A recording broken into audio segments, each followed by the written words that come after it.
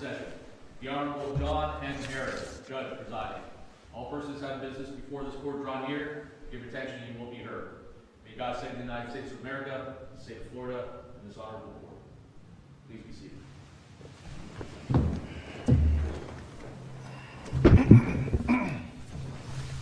Good morning.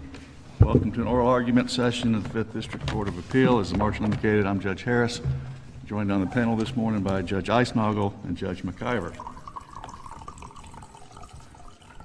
Just a reminder to you all, the proceedings today are being recorded. They're also being live streamed on YouTube. If you have any your cell phones or any other noise-making devices on you, please go ahead and make sure those are silenced or turned off at this time so they don't interrupt the proceedings. Two cases we're going to do here in the courtroom today. The first one is case 22-2254, Carol Albert and Stephen Albert versus Deanna Woodall.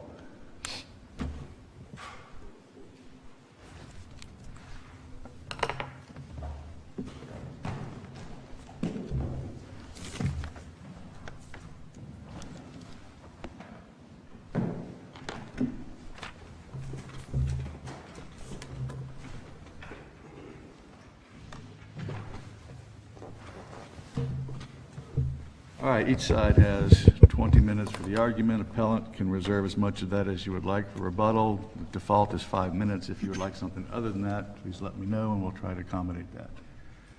It's time if you are ready, sir, you may proceed. Thank you, Your Honor. My name is Michael DeLugo from the law firm of Wicker Smith in Orlando. May it please the court. I represent the Alberts in this appeal. This arises out of a motor vehicle accident that took place in 2012. And before I go any further, actually, I'd like to reserve 3 minutes for my rebuttal. Thank you.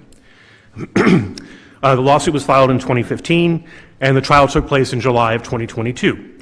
Final judgment was entered in favor of Ms. Woodall in the amount of $505,175.66 after the jury ruled in favor of Ms. Woodall.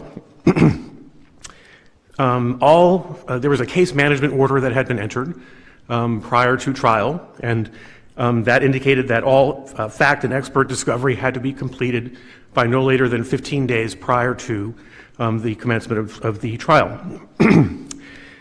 During the course of the testimony of Ms. Woodall, she was asked a question with regard to whether she had applied for or sought employment at a pawn shop.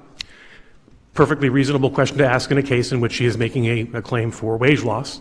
However, her response was that not only had she gone to the pawn shop, but was in potentially seeking employment, but that she had sold family jewelry in order to pay her bills.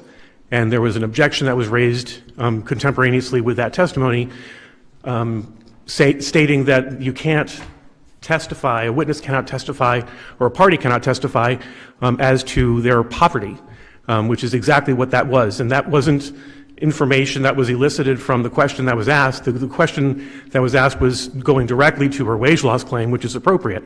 But she responded by testifying that she was actually pawning her family jewelry in order to pay her bills. And so that was inappropriate, and that was timely objected to.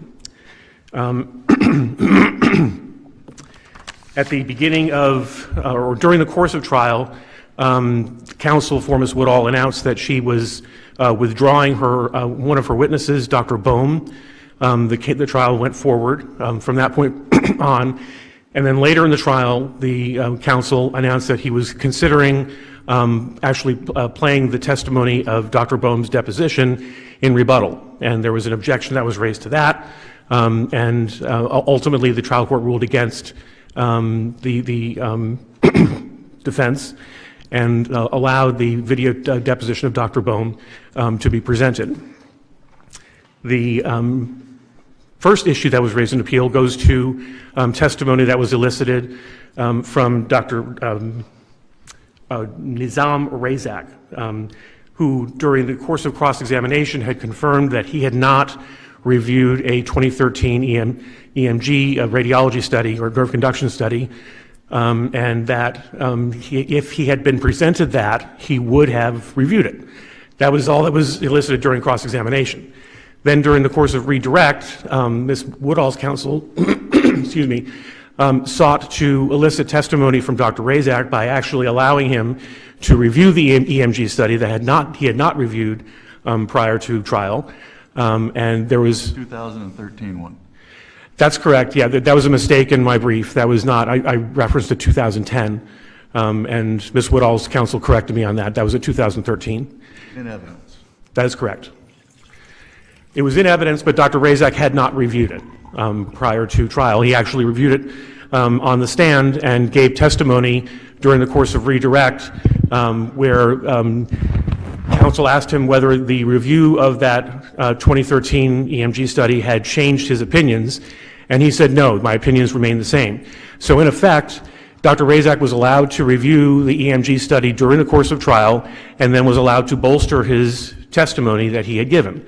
And that is inappropriate under Binger versus King Pest Control. You can't have experts or testifying witnesses reviewing things, or radiology studies specifically, that they had not reviewed during the course or prior to trial, prior to their depositions. The idea of... Well, they can't do that if it changes their testimony. Does Binger apply if it just bolsters their testimony? It does, and the Goren-Gold case stands for that proposition. I'm sorry, Goren-Gold. It apply, and I think that that's the arguments on either side in this case is that Ms. Woodall is saying, well, it didn't change his testimony, so how are you prejudiced? And our response is, Goren-Gold doesn't just stand for the proposition that you can't show a witness new radiology studies that will change their testimony. You also can't use that, that newly reviewed evidence to bolster their testimony. And both the Goren-Gold case and the previous case of the 4th District in Grau versus Branham both specifically use the word bolster. You cannot do that in order to bolster witnesses' testimony. And so that... So, counsel, you don't have a problem with the fact that it was reviewed during trial and then the statement that this doesn't change my analysis at all. That's fine, right? No, that's not fine. My point is... Maybe I misunderstood. Didn't your side introduce this issue during the examination? In a very limited way. Right. I understand. But you raised it, right? That is correct. And why'd you raise it? We raised it because we wanted to point out the fact that the witness had not reviewed all of the relevant radiology studies. You thought it went to the credibility, right? Correct. Right. So at that point, once you raise it, this is not a situation where you're just silent on the issue and then they go and say, hey, let's throw in something else that they don't know is coming. I mean, you teed this up in a way. We did tee it up, but this is not a case of invited error. This is a case where we simply confirmed with the witness that he had not reviewed the EMG, and that was it. Mm-hmm. That was the extent of it. So that does not open the door to allowing the other side. Why doesn't that open the door? Because all we're doing is establishing that he had not reviewed it. Right. And that's for the purpose of saying that our witness has credibility. Right. Correct. So I guess at that point, when you sort of go down that path, at minimum, why is it inappropriate for them to say, okay, we'll take a look at it. Does it change your opinion? Because that goes against the Goren-Gold opinion, that goes against Grau versus Branham, and ultimately it goes against Binger, because Binger prohibits witnesses from reviewing new things. I don't think Binger is directly on point, is it? I wouldn't say it's directly on point, but right. the whole basis of Binger is you can't have surprise at right. trial. And surprise specifically that would prejudice. Did one side sort of introduce the issue and tee it up, and then the other side simply responded? Is that what happened there? Well, what our argument is that we have a right to argue to the jury that the plaintiff's witness did not review this particular piece radiology, this EMG, and our witness did. And therefore, our witness's testimony is more complete. And that is something for the jury to consider as they are deliberating. And we have the right, when we're going into trial, knowing that Dr. Razak had not reviewed the EMG, to present that to the jury and to make that argument in closing. And that the trial judge's ruling took that away from us. And that was something that, that was a trial strategy that we were going to present. And in the middle of trial, that was changed. That changed the landscape of the trial. And that's what Binger proscribes. And so I'm not saying that factually Binger is right on point. I'm saying that the whole point of Binger, in a general sense, is that you cannot have surprise at trial. You cannot have a trial by ambush because that prejudices the other side. I guess I just... Sir. Go ahead. I'm sorry, I didn't get this from the record, but how long did Dr. Razak spend reviewing the 2013 EMG? It's not clear from the record. It's one of those where the transcript says the document is handed. Was he sitting there on the stand for an hour reading the thing, or was it a cursory review? I don't know the answer to that. I don't think the record really clearly establishes that. So I can't sit here and say it was 5 minutes or 60 minutes or 30 seconds. I just don't know. Okay. But we do feel that I guess, counsel, so is it really ambush when you introduce the concept and they're simply responding? Is that really it is, ambush? because the concept that we're introducing is that Dr. Razak did not review this study. No, I understand that you wanted to attack his credibility. I get that. But, I mean, is that the same thing? Is that ambush, though, right? I mean, ambush doesn't feel like the traditional ambush in a traditional sense, does it? It does to me, because the witness is reviewing something for the first time at trial. He certainly had access to it. Counsel could have given it to him during the course of, during the 5 years or however long this case had been pending prior to the case going to trial. I mean, let's take a situation like this. Let's say, sometimes cases have massive, massive records, right? And there are just thousands upon thousands of documents.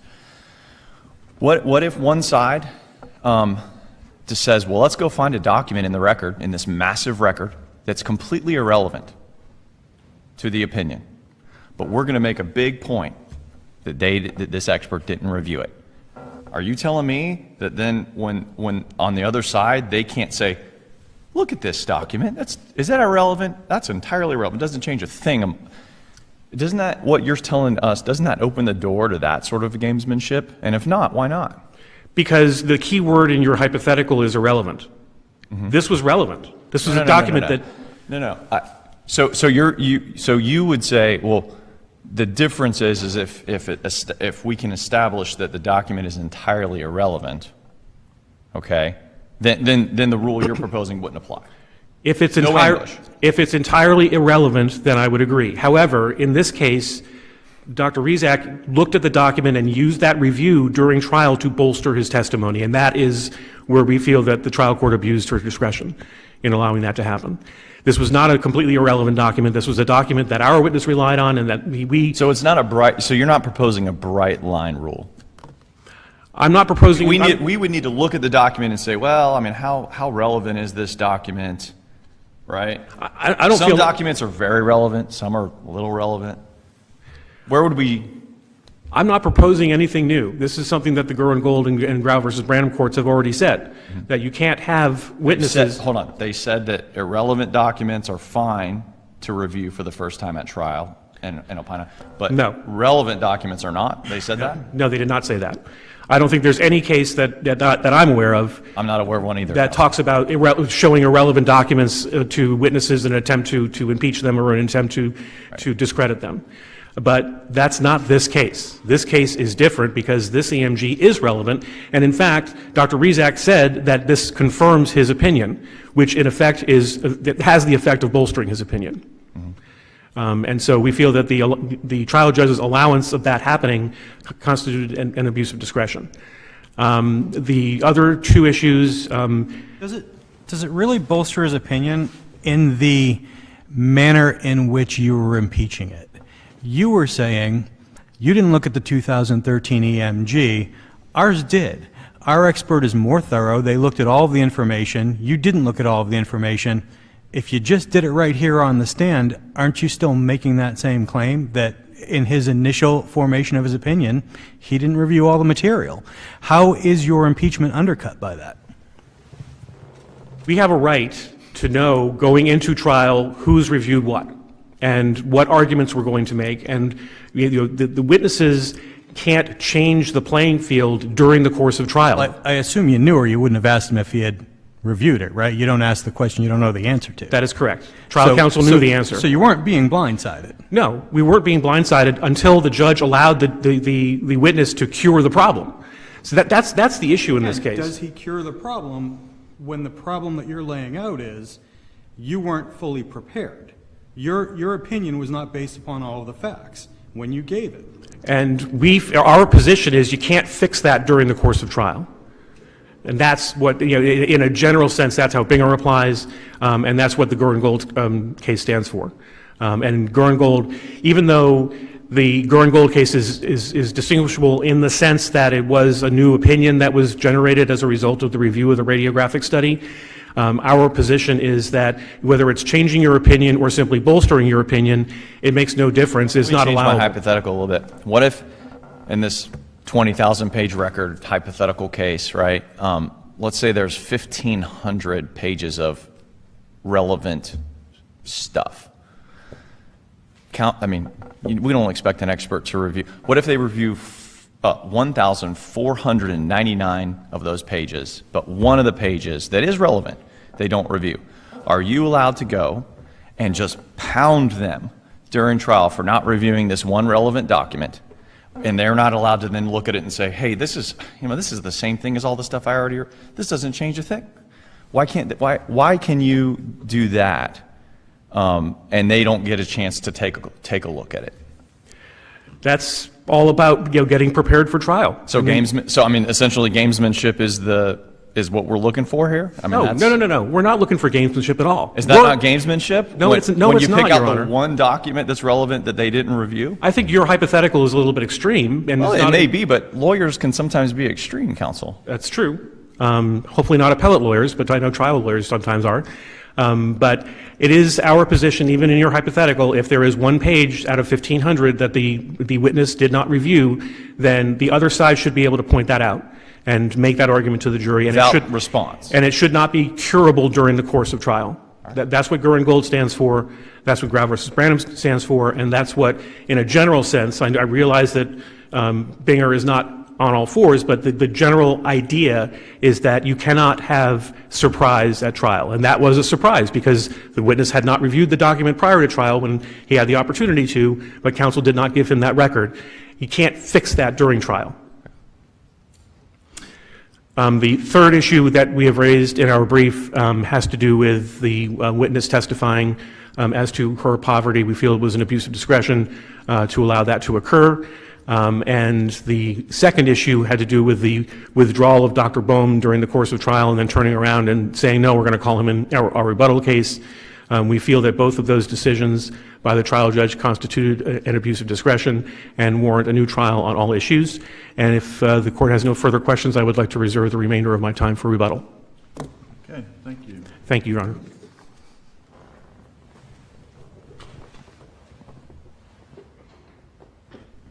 All right, counsel for appellee, you may proceed.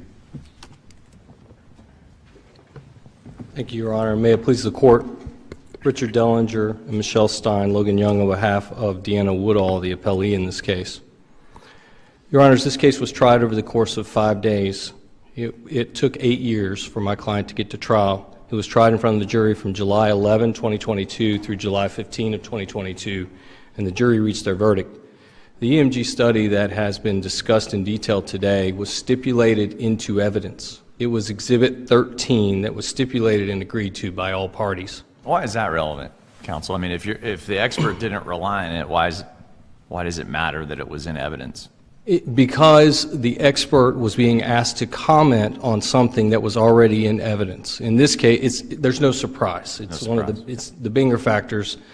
Well, except for that, I mean, it wasn't part of the expert opinion that they thought they were going to get, right, walking into trial. Yes, it was not part of the expert opinion. In fact, he testified consistently with what he had told, what Dr. Razak had told the appellants that he would testify during deposition.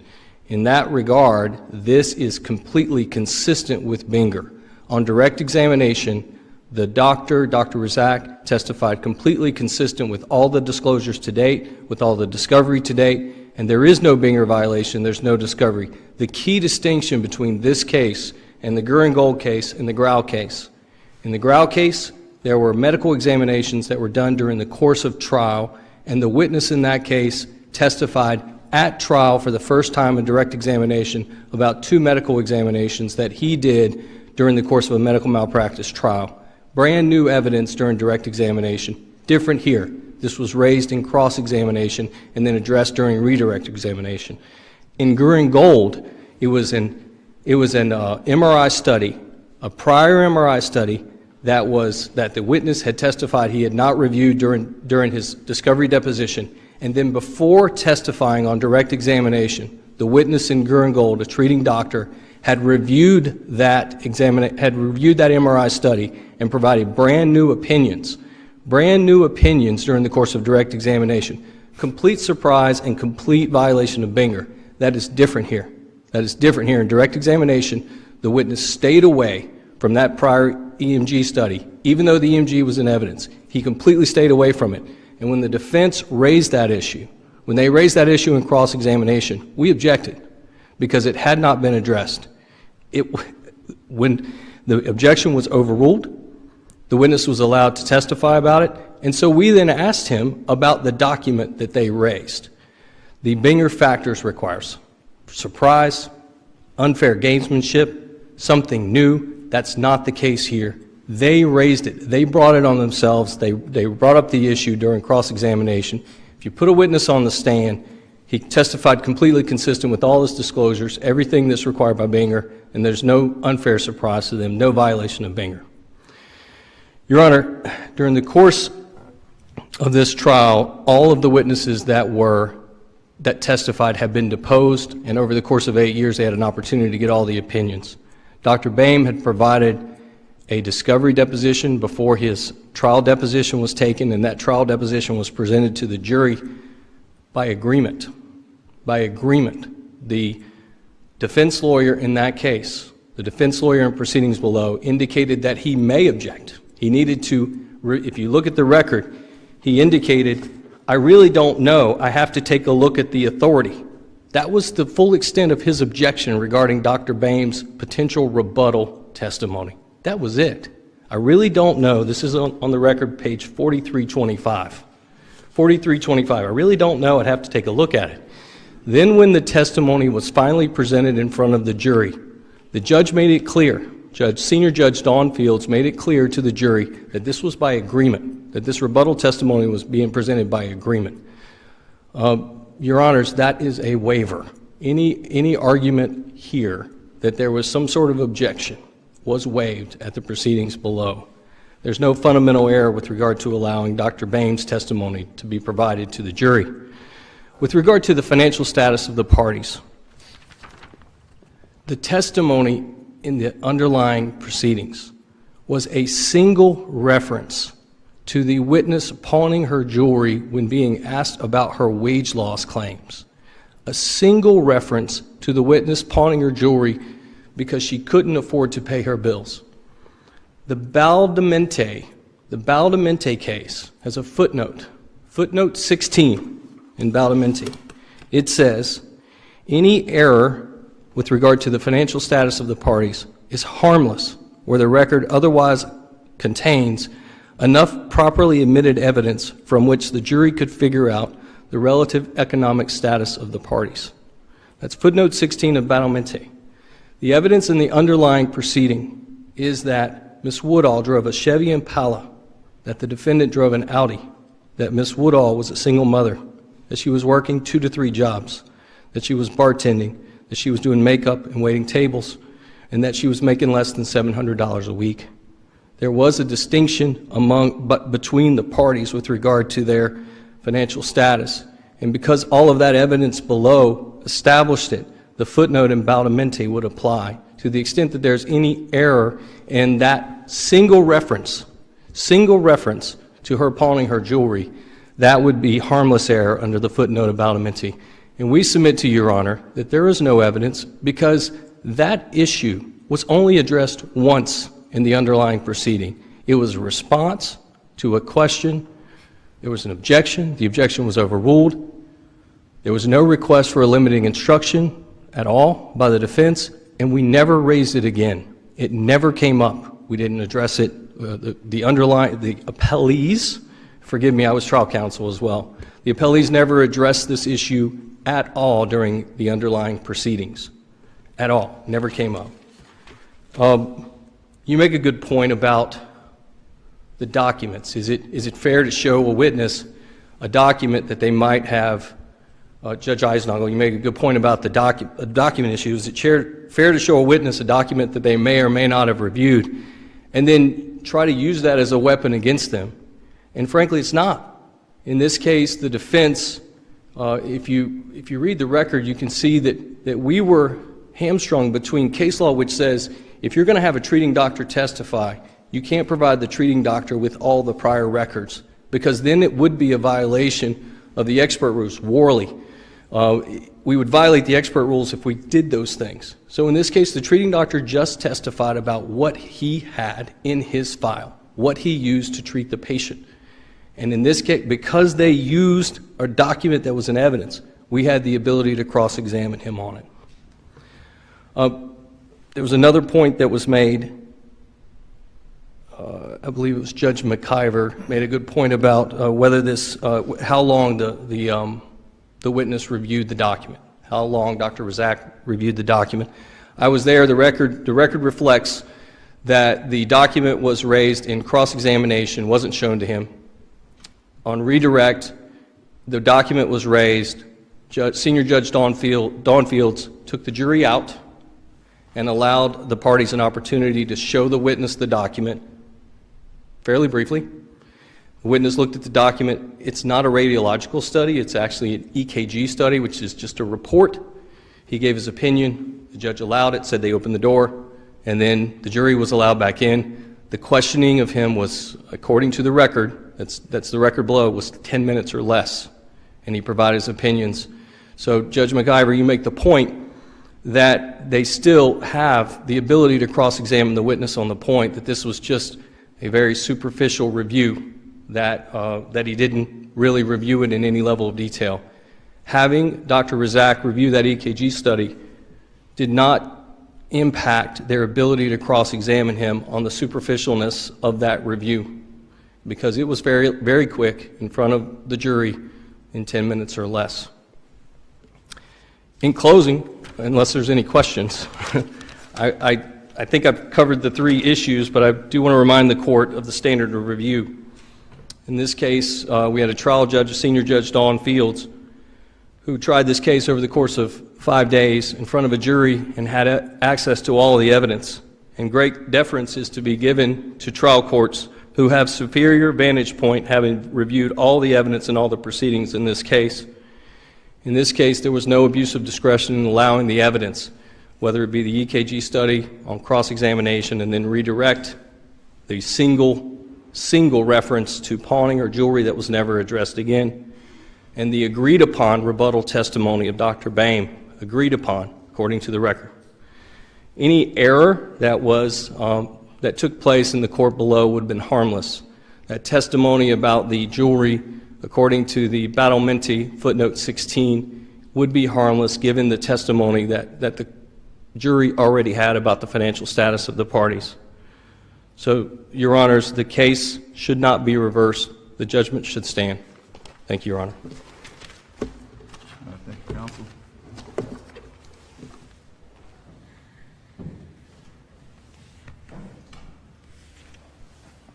All right, just under 4 minutes.